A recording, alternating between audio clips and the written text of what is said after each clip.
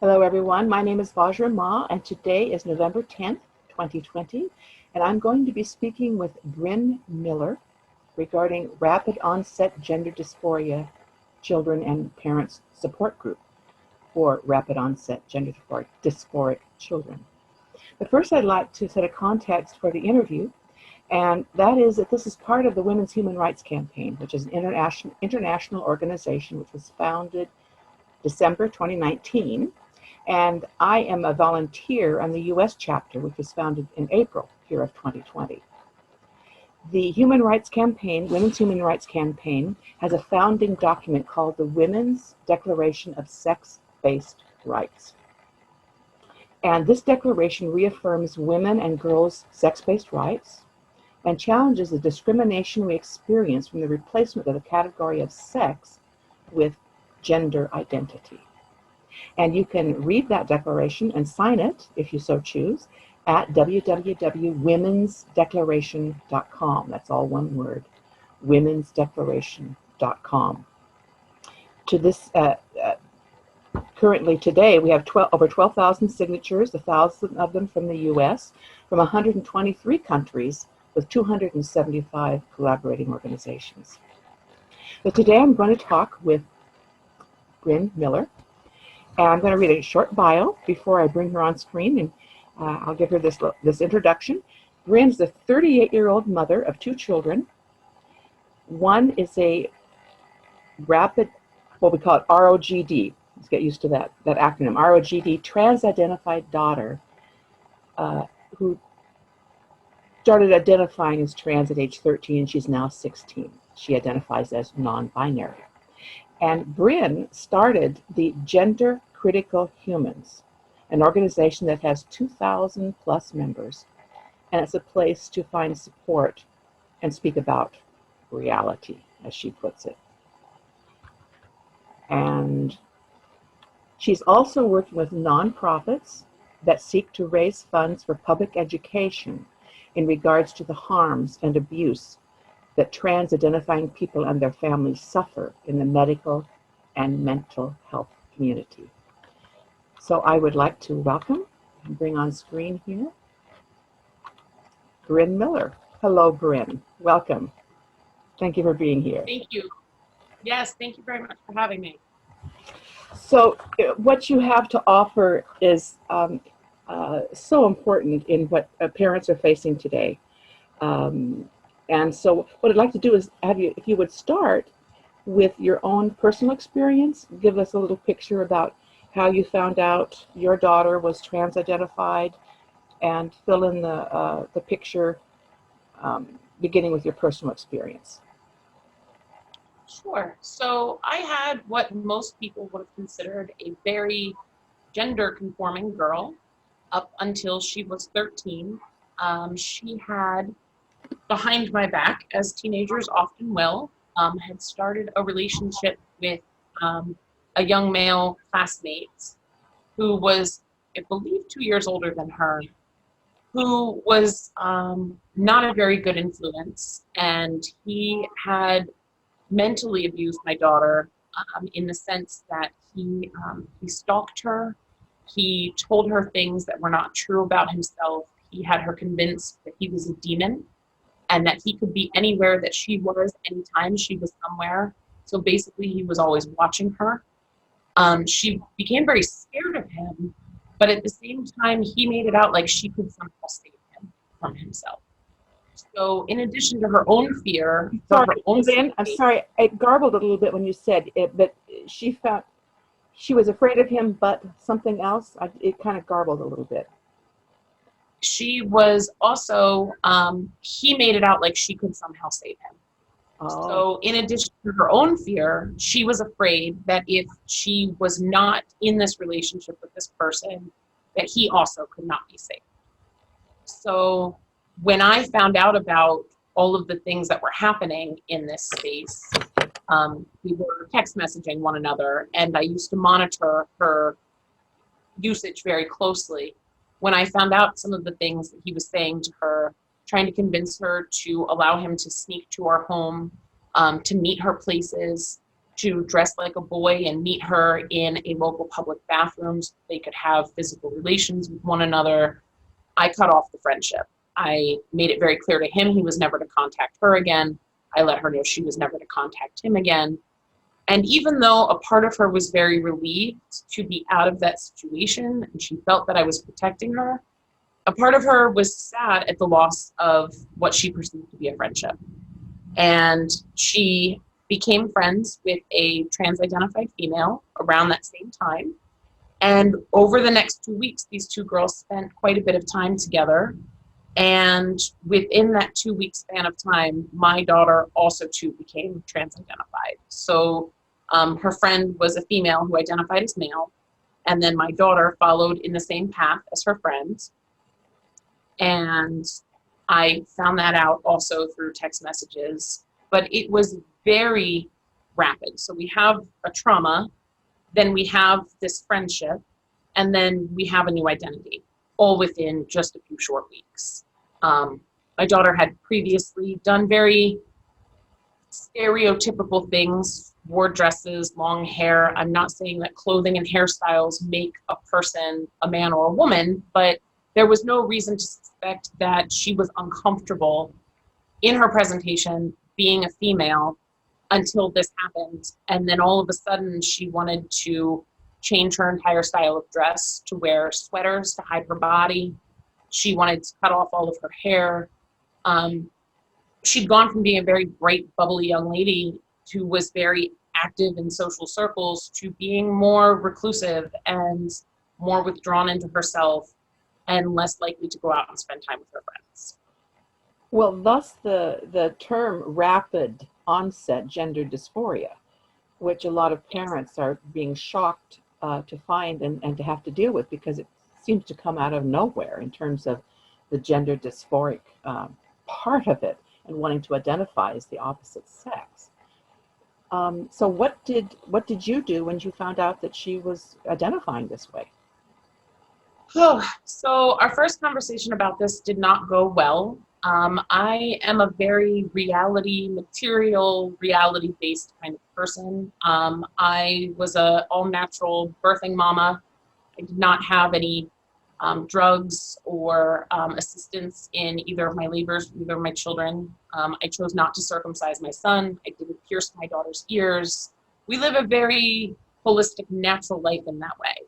So when she says to me that she thinks she's a boy and she believes that she would be her best authentic self if she could have hormones and in the future have surgery, I kind of lost my mind a little bit, because it's very opposite to all of the values I feel that I've tried to instill in my children, that we are supposed to love ourselves and accept ourselves and remain as whole and healthy and natural as possible. And I said to her that, a lot of people who have a trans identity are people that have other co-occurring mental health conditions. And that unless you treat those other co-occurring health conditions, you can't really say that this is exactly the thing that is wrong. And that I felt very sorry for any humans who felt that the best way to be their own selves was to change themselves. And that I felt that it was a very sad and hard road for people to have to feel like they were born so wrong that they had to change who they were. And my daughter was very upset in this conversation, and she said to me, "Mom, you make this sound so ugly. I think this is so beautiful, and you make it sound so ugly, and that makes me feel ugly." And I felt terrible. I mean, it broke my heart to think that describing reality, describing self-love, describing accepting yourself could make her feel ugly. And I still don't really understand that, but we've pretty much been stuck in that discourse since then. That really is a conundrum. Everything you said was so loving and normal and natural and seemed to me supportive and compassionate, but to her it felt like you were making her feel ugly. That's very interesting.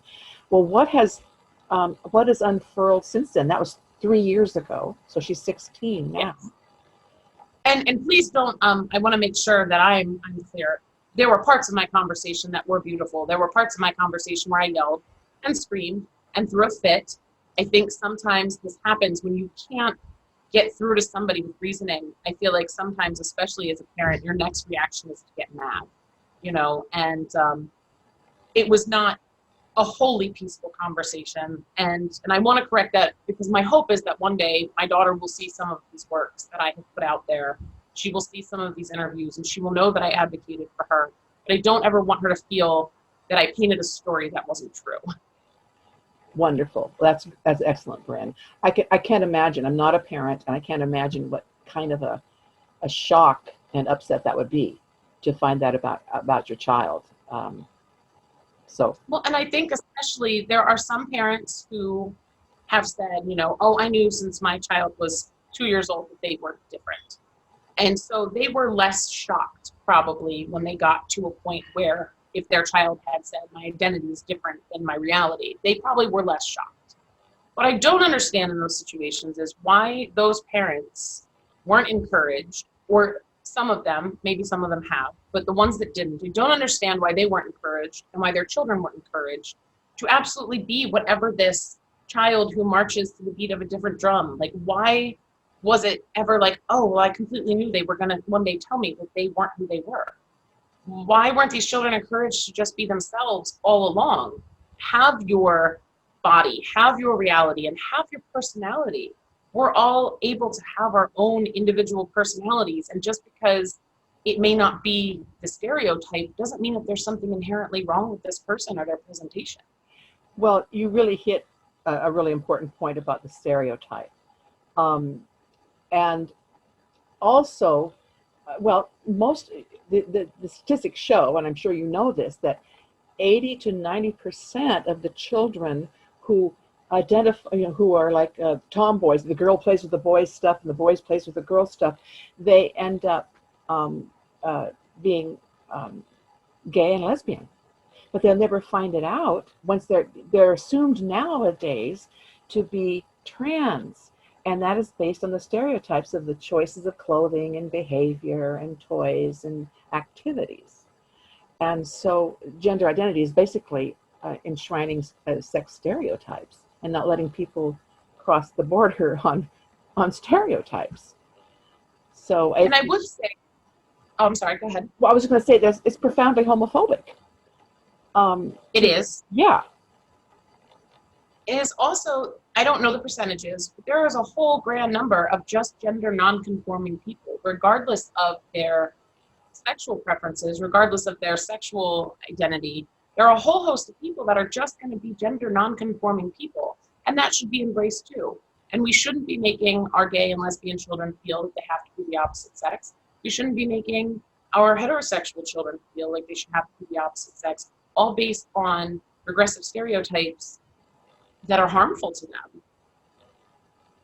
So what, totally agree. What are you doing in your group and your work with parents of ROGD children? Can you fill us in on that a little bit and give a picture of what kind of support parents could get?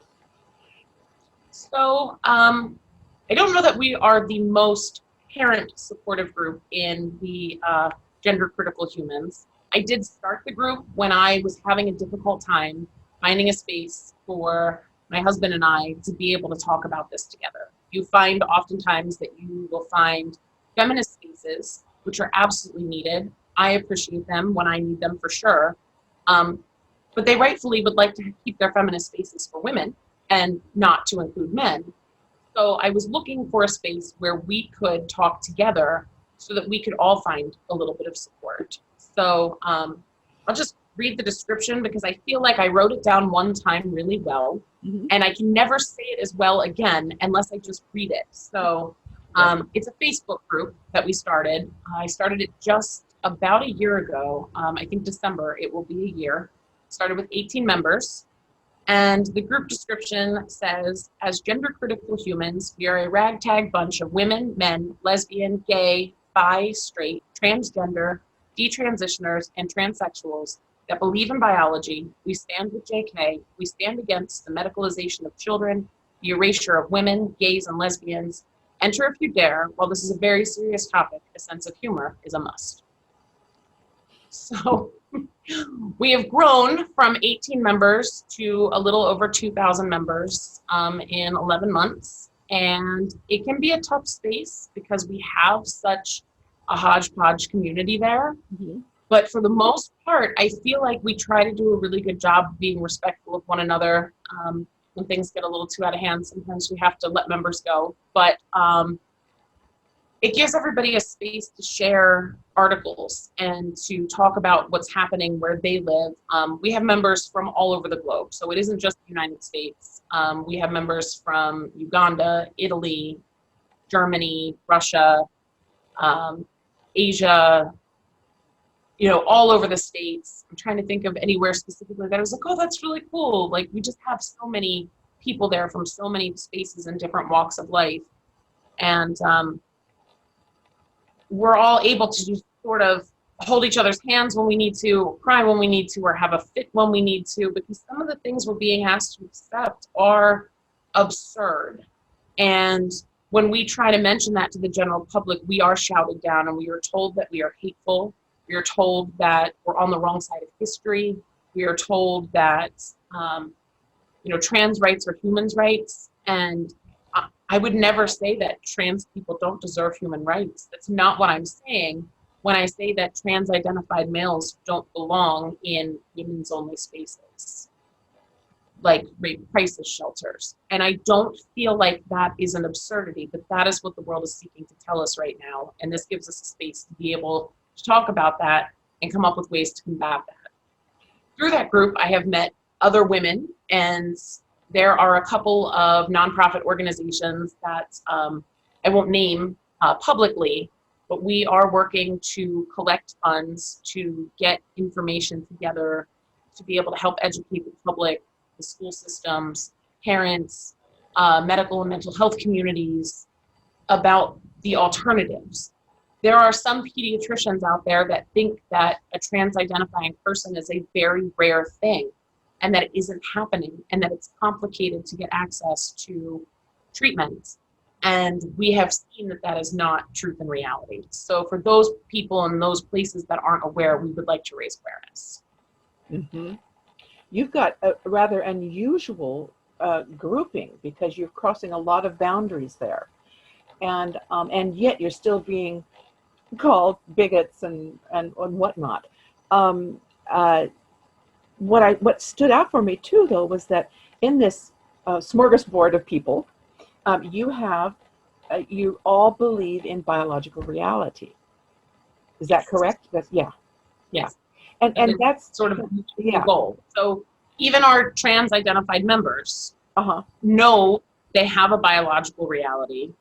Some would prefer that people use different pronouns for them, but they've been respectful so far, at least from what I've seen, when we say, well, I appreciate that this is what you would like, and I can try to do my best, but here's why I have a problem with trying to use pronouns for a person that don't align with my perceived reality.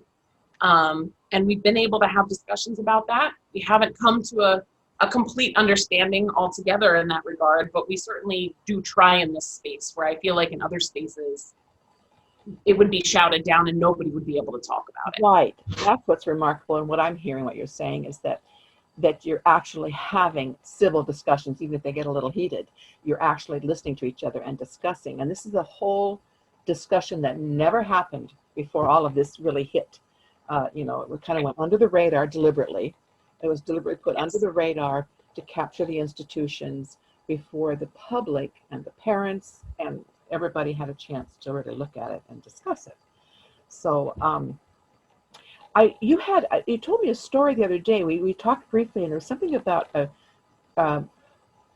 was your daughter when there was a choir member that came dressed as the opposite sex, and maybe we're a little bit past that in the story now, but the fact that she was at first, before she got became trans-identified, she thought that was really weird, and she was weird, yeah.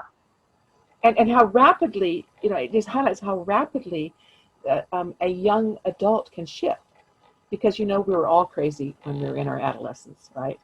You're confused. You got things are raging through your body, and you're searching for an identity about who you are in the world, and so you're very vulnerable.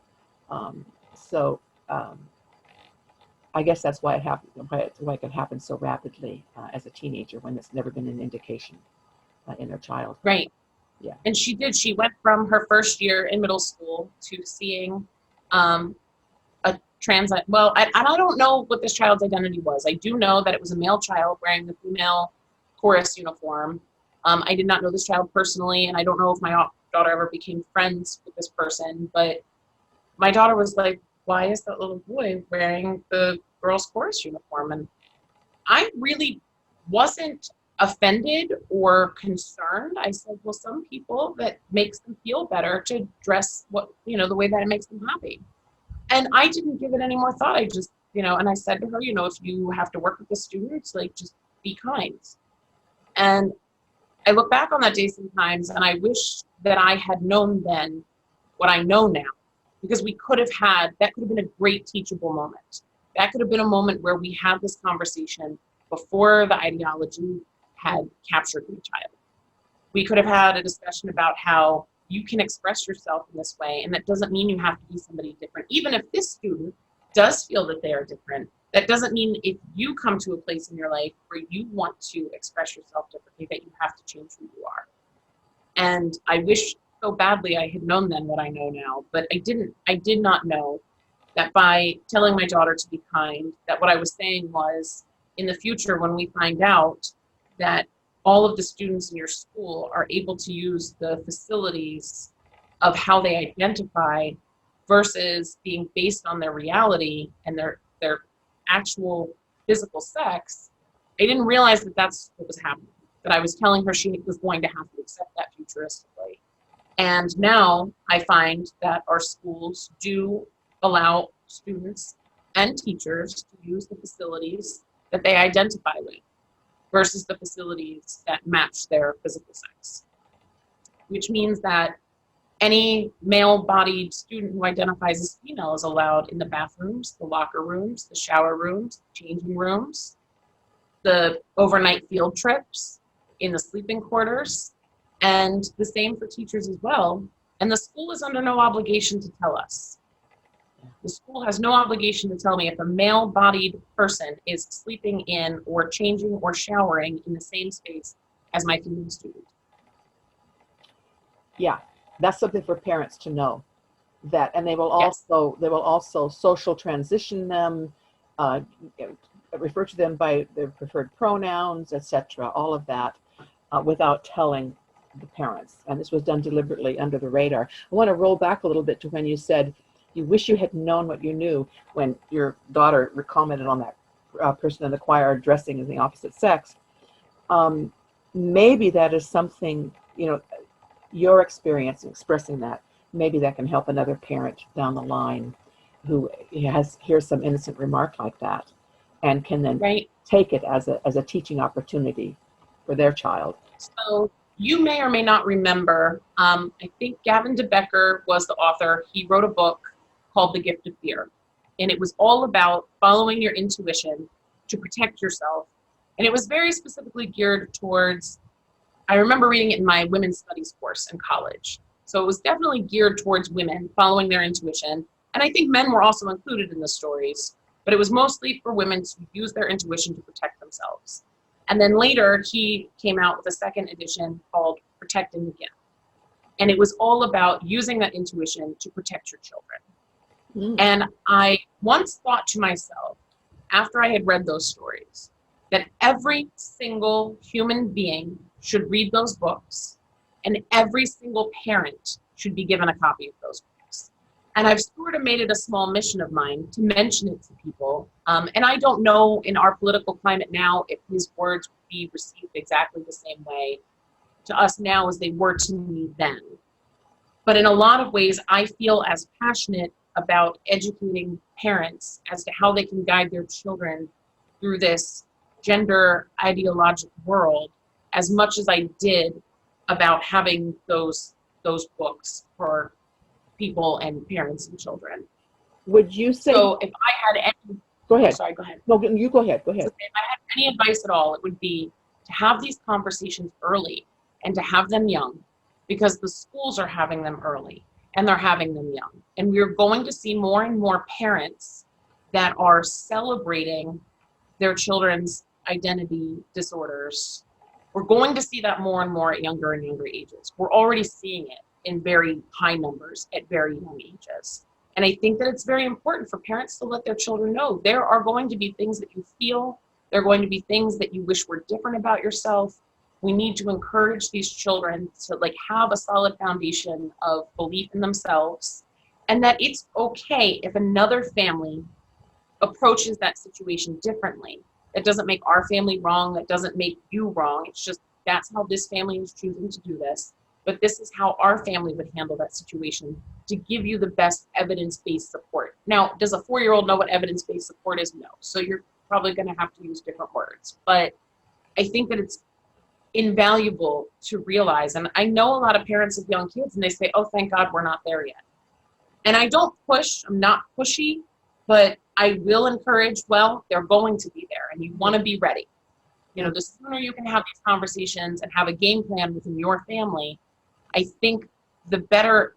It'll be less taboo for your children, first and foremost. They'll already know it is out there and it's available, and it will be less likely that they hear about a thing and then they latch onto it and they hide it from you, and then they bring it to you when you balk at it, because in that scenario, you're setting yourself up to push your kid headlong into the ideology because you balked at it. A lot of times kids are looking for that reaction from their parents.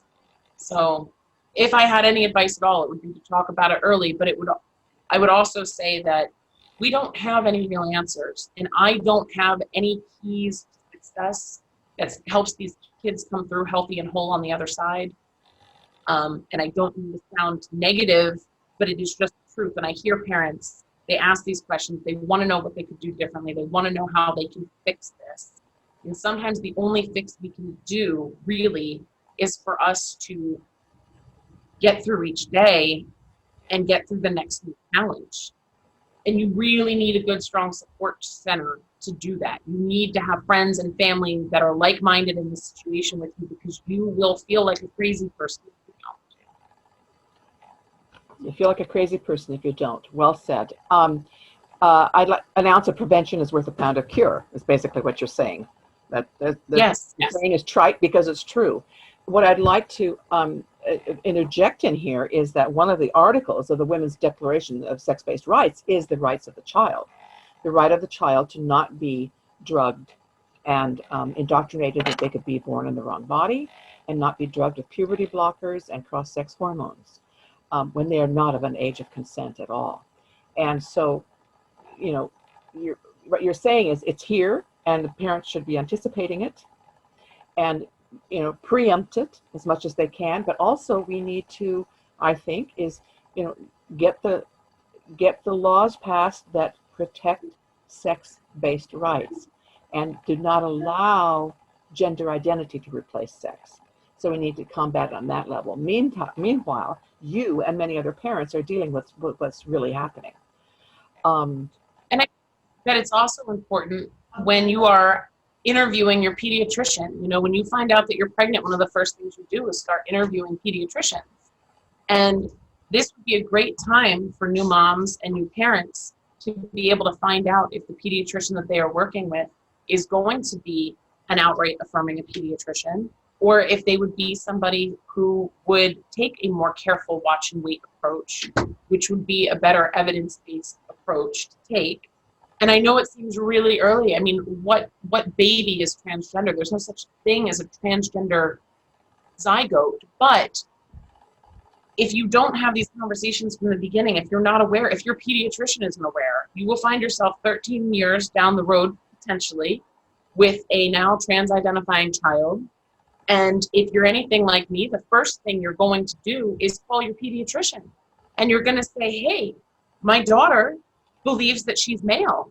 And my pediatrician said, oh my goodness, you should probably get her in counseling. I said, okay, awesome, thank you so much. And I mean, it wasn't really quite that calm. I'm pretty sure there was the whole rashy face, tears, snot, the whole nine by the time I called the pediatrician. I just don't know what to do.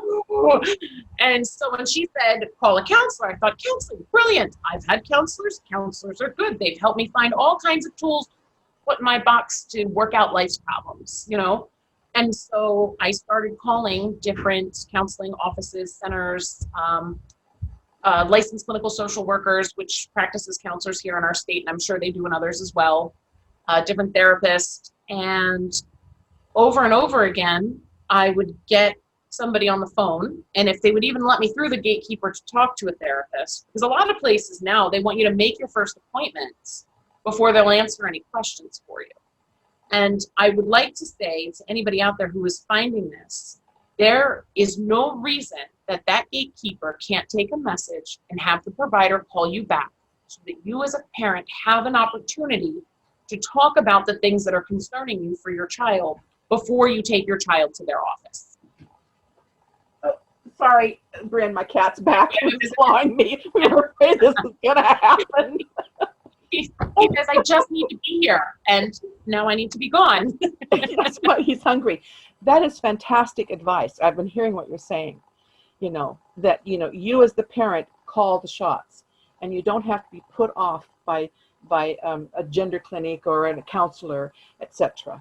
That and I would say that I would steer clear of anything that says gender clinic until you have had a chance to have good therapy for your child, good talk therapy to discuss any other co-occurring conditions that your child may have. Because if your first step, based on somebody's recommendation, is to go to a gender clinic, you will have a trans-identified child. Right. You will have a medically transitioned child. You will be looking at hormones and puberty blockers. Whereas if you find a counselor or a life coach even, there are a number of therapists currently who are allowing their license to run out because as therapists and as counselors, they can't perform what is considered conversion therapy. Right. Nobody is trying to perform conversion therapy on our trans-identified youth other than the trans agenda. Our counselors and our therapists who are not outright upfront affirming are trying to do what counselors have always done, and that is to get to the root of why you have a disconnect, a feeling, a dysmorphia, a dysphoria. But they have somehow managed to categorize good evidence-based talk therapy as conversion therapy. So therapists risk losing their license if they try to help these children in any other way than to affirm them. So if you can find yourself a therapist or a life coach who is willing to talk with your child first, that is definitely what you are looking for these children. And I would be hesitant to go to counselors or therapists that use their pronouns in their email enclosures or that have the term gender in their title, a gender therapist. We don't actually have a separate, specific gender therapy qualification. There isn't a special degree that you can get. There isn't. So right now, anybody who is using gender therapist in their title is not being 100% accurate. So I would be cautious. So when I started my journey to find a counselor, I would either get gate kept and wouldn't be able to speak with the counselor to voice my concerns. If I did get through and I finally did get to speak with perhaps a counselor we may be scheduling with, oftentimes I've heard, if your daughter says he's your son, then he's your son. Sight unseen. These people had never met, never spoken to, had never seen my daughter a day in their life, but they were emboldened to feel more qualified than I was to tell me over the telephone my child's identity. So it was a long, hard road to find a counselor who, A, worked with my insurance. At the time, I was a very broke single mom, and I had state health care, so it was very hard to find an insurance provider that took our insurance that wasn't outright upfront affirming without ever meeting my child. And when I finally did find somebody, it was the biggest relief that I've ever had in my world. My daughter and I did very well in therapy in the beginning. it had been almost a year. It was like 9 months by the time I found a good counselor for her. And our relationship had grown very distant, and we had a very hard time communicating with each other. We had lost any amount of team spirit that we'd had. And when we first started seeing this new counselor, she really helped us bridge that gap. And we started to really be able to talk about some things and to, I wanted to talk about everything all at once, like solve it right now, which I know was unrealistic, but she did help guide us through some tough couple of months together. When I took her brother back to see the pediatrician a few months later, she asked me about my daughter. She said, "How's counseling going?" And I said, "Oh my gosh, I finally found a really great counselor. Things are going really well." I said, "You would not believe how long it took me to find a counselor who wasn't willing to affirm her over the phone." And the pediatrician said to me, "Well, she's not wrong." And I said, "Who isn't wrong?" She said, "Your daughter." And I said, "Well, but with all due respect, you've known that I was pregnant with a girl since I was pregnant with a girl. They put the Doppler on my pregnant stomach when I was pregnant with her, and they were able to see my infant daughter's uterus inside of my uterus. Like, she has been female since before her birth, and she is still female now." And the pediatrician said, "Well, we're just going to have to agree to disagree." And I remember feeling pretty terrified when I left there that day. I didn't want to bring my kid back for another appointment.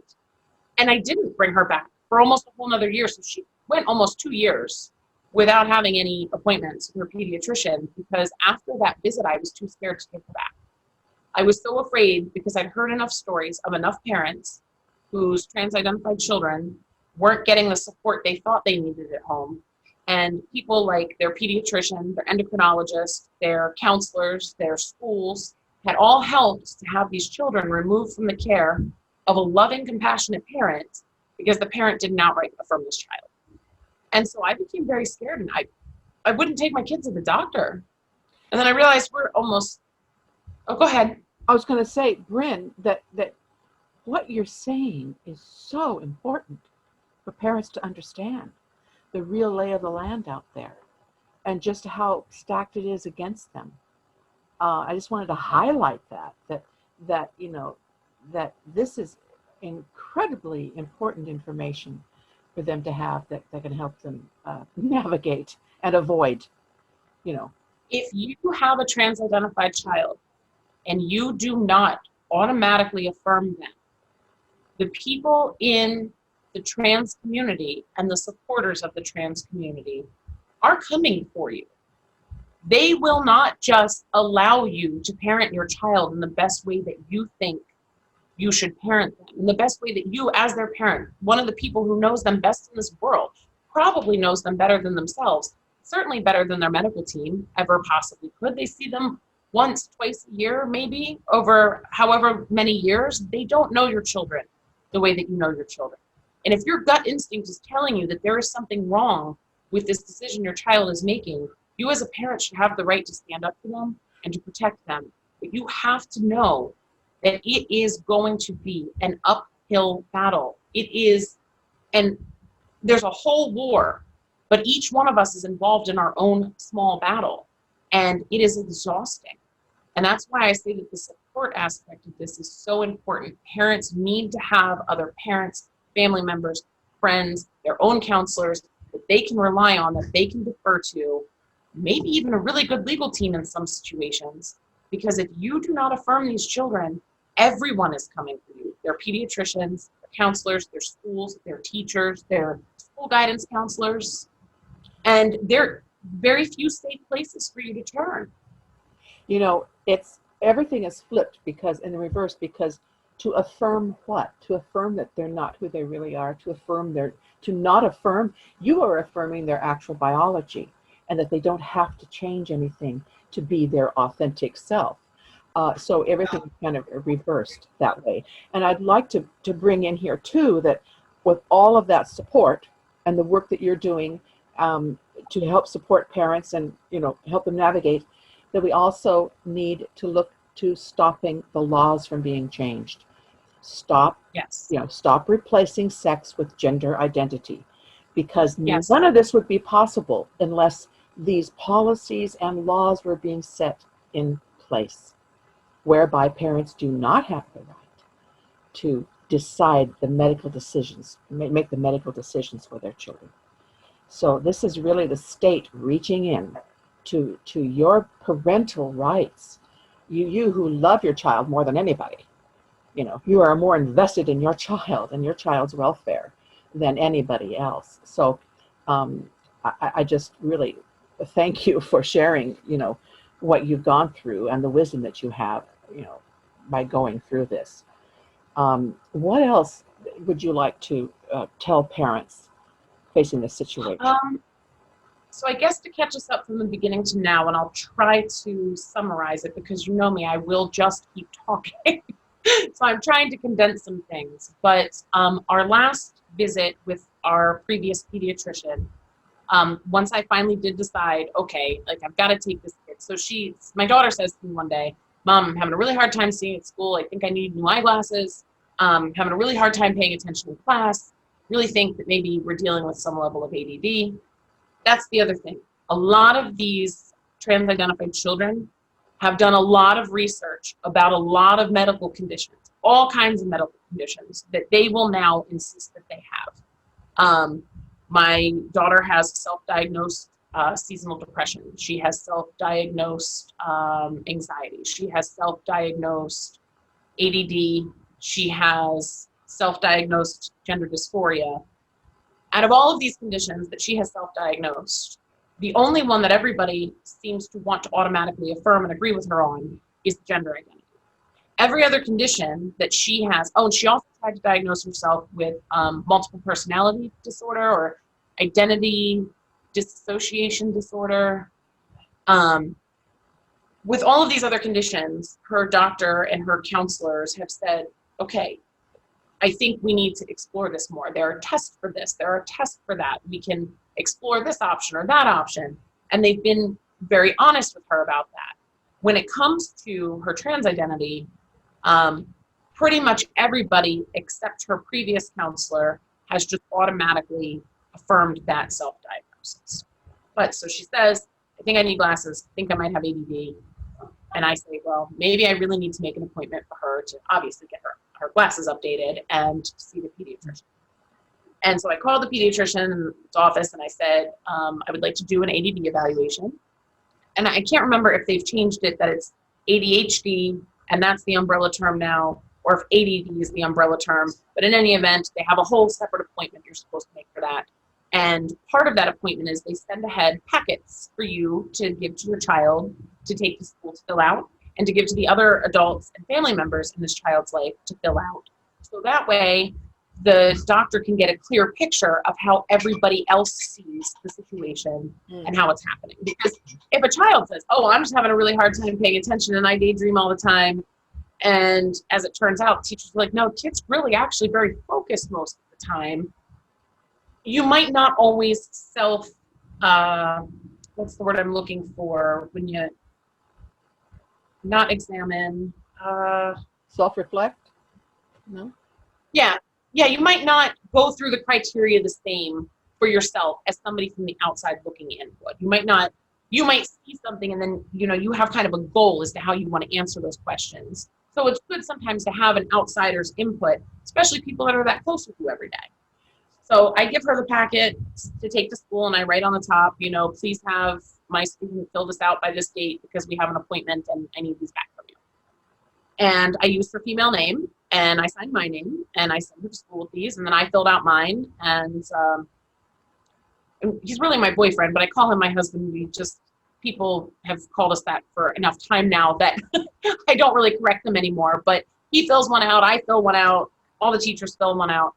And I pick her up from school to take her to this appointment. She has all of her packets together and and I've been kind of mentally preparing myself for this appointment. Like I have all the right things that I'm going to say to the pediatrician when this situation of her identity comes up, because it's not if, it's when. I know it's coming up and I am prepared. I'm going to be calm and I'm going to be rational and we're going to get through this and it'll be fine. And I'm sitting in the waiting room waiting for us to go back, and I'm just looking through what the teacher said in her packets because I'm curious. And I realized that they are all using a male name. They're all using he, him pronouns in their documentation. And it suddenly occurred to me, my child has been through an entire social transition at school, and nobody talked to me. Not one teacher, not one counselor. And so now all of this like calm and ready that I have for this appointment is basically gone because I'm just shocked at what I'm reading. And when we do go back for the appointment, the pediatrician asked my daughter if she wanted to be called by her boy name or her girl name. And my daughter said, well, it makes my mom uncomfortable if you use my boy name, so just use my girl name. And I said, we'd already talked about it. Other people want to call my daughter her boy name. They are welcome to do so. I, as her mother, am not going to do it. I'm not saying I'll never do it, but I'm not there yet. I don't know if I ever will be. So we get through that, and then the pediatrician asks about her pronouns. And I said, no, we're not doing pronouns. Like, I can only do but so much. And right now, as her mom, I'm saying we're not doing that. And the pediatrician got very frustrated and angry and upset with me. She was holding like a laptop. She kind of put it down real firmly on the counter, and she was basically asking me, what my problem with all of this was. And I just said to her that I feel that it's very important that we allow these children to get through this without, demanding that they choose an identity or telling them that they were born in the wrong body, and that reality is still important, basically. And she accused me of sounding like her mother-in-law. She said, my mother-in-law was as uneducated as you are until my niece tried to kill herself because of her dysphoria.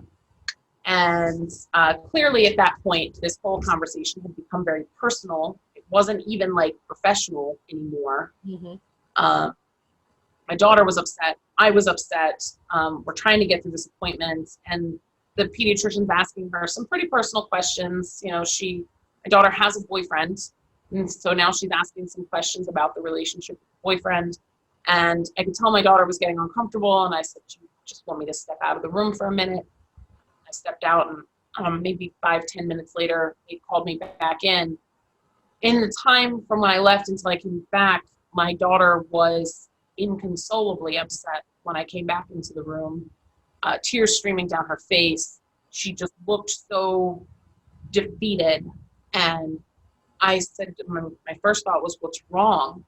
And the pediatrician folds her arms across her chest, and she says, can I tell your mom what you told me? And my daughter's looking at her like she doesn't even really know what it is the pediatrician's asking.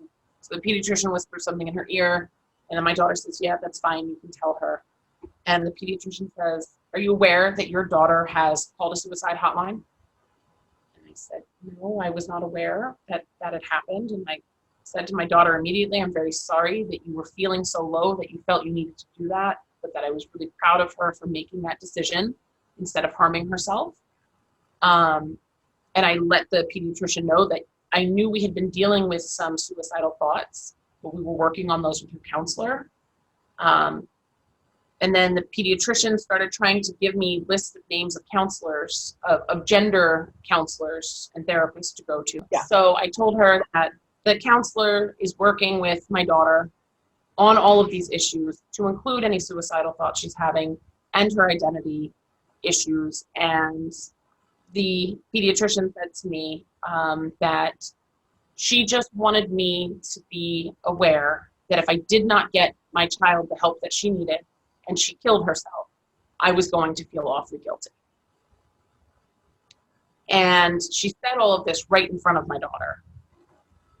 And this is why I say, if we're not outright affirming of these children, that the people who believe we should be are coming for us, and they are going to threaten us with our children's death.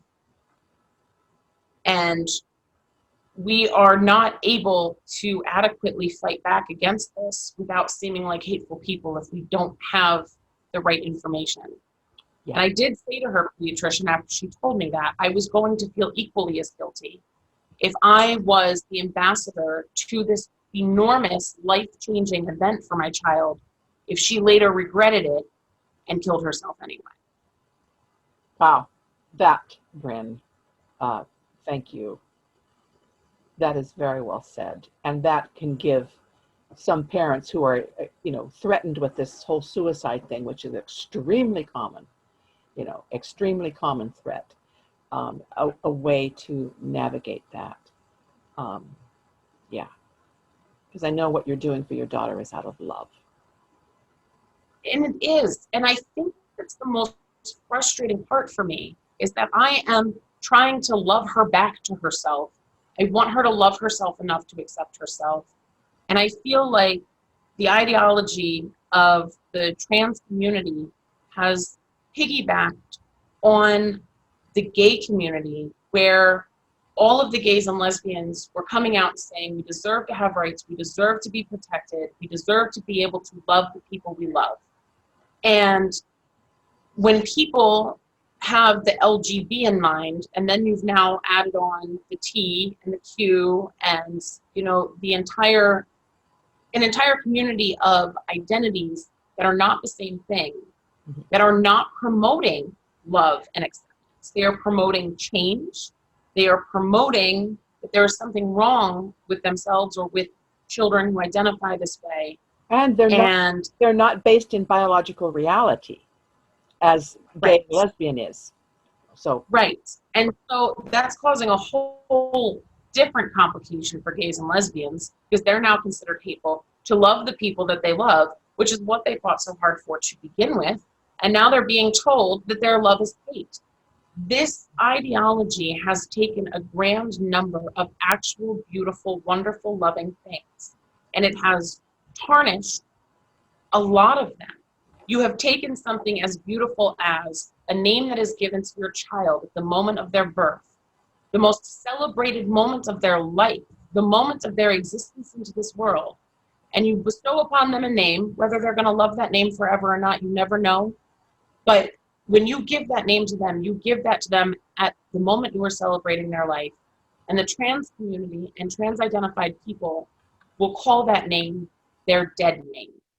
So they're taking the most life-giving moments and they are killing it. You are killing all of that love with all under the guise that it's loving.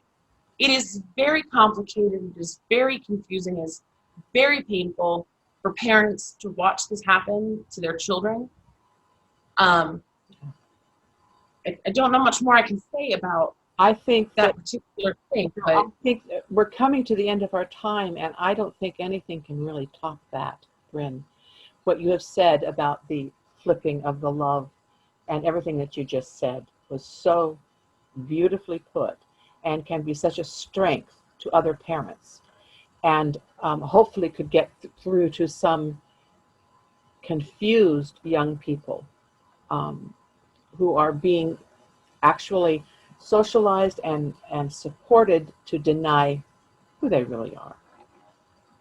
And I don't know, old ladies are not popular for changing the ideas of young people.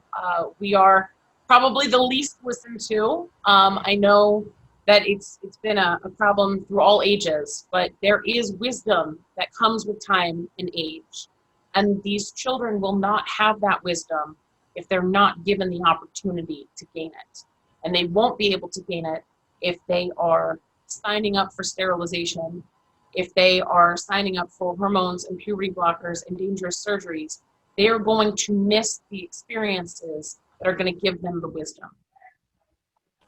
Well said. Well said. Thank you. You've shared, thank you so much for the work that you're doing. I would like you to let people know how they can contact you or get in touch with you or with your group. Can you give us that information here? Sure. So we are a private Facebook group, and it's Gender Critical Humans. Right now, and probably until forever, our background picture page is two human skeletons, a female and a male skeleton, where it points out the similarities and the differences. We also have an email address, which is gendercriticalhumans@gmail.com. I don't check that every day, but I check it pretty regularly. And so people can get in touch with us that way. Good, and I'll put that in the notes. I'll put that in the notes with the the video. I want to thank you so much. I wish you the best in your journey with your daughter. And I thank you. you. Yeah. And I thank you for what you're doing to help others navigate this this very, very difficult situation. Well, and thank you for your very important work and for having me on. And I do want to let you know that the Women's Human Rights Campaign. Sex Declaration. Mm-hmm. There we go. I shared that in our group. It has been shared many times. Somebody shared it to my group first. That's how I found out about you guys. Right. And then I shared it in our private group, and I also shared it on my public page. I try to encourage the people to still continue to protect our sex-based rights because they are so very important.